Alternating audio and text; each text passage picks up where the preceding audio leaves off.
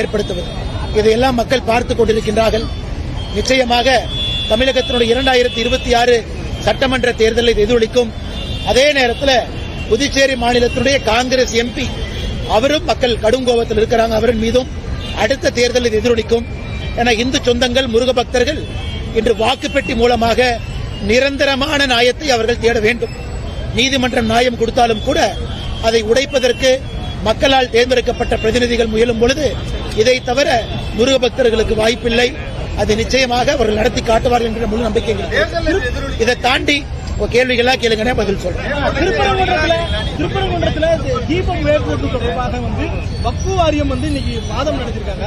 அதுல அந்த இடம் அவங்களுக்கு சொந்தம் இல்லை, இந்த நடைமுறையும் இவ்வளவு நாளா பின்பற்றப்படவில்லை அப்படின்னு சொல்லியிருக்காங்க. 1920 இந்த வழக்கு மதுரை சப்கோர்ட்ல ஃபைல் செஞ்சாங்க. அன்னைக்கு ஆரம்பித்து இன்னைக்கு வரைக்கும் தான் இந்த நடைமுறை இல்லை. நம்ம எல்லோருக்கும் தெரியும், அங்க இருக்கக்கூடிய முருகன் கோவில் 1300 ஆண்டுகளுக்கு மேல பழமையான ஒரு கோவில். தீபத்தூண் இருந்ததே அங்கே தீபத்தை ஏற்றுவதற்குத்தான். இந்த நடைமுறை என்பது கடந்த 100 ஆண்டுகளாக கைவிடப்பட்ட ஒரு நடைமுறை. அதை திரும்பவும் ஆதாரத்தின் அடிப்படையில் அந்த தீபத்தூண்ல இந்த நீதியரசர் அவர்கள் டிசம்பர் 1ஆம் தேதி கொடுத்த தீர்ப்புல நீங்க கார்த்திகை தீபத்தன்று நல்லா புரிஞ்சுக்கணும், 365 நாளும் கிடையாது. கார்த்திகை தீபத்தன்று வருஷத்துக்கு ஒரு முறை கூட ஒரு பக்தர்கள் அங்க போய் தீபத்தை ஏற்ற முடியலனா அந்த பக்தர்களுக்கு நடக்கக்கூடிய மிகப்பெரிய அநியாயமாக இந்த நீதியரசர் தீர்ப்பு கொடுத்திருக்கிறாங்க.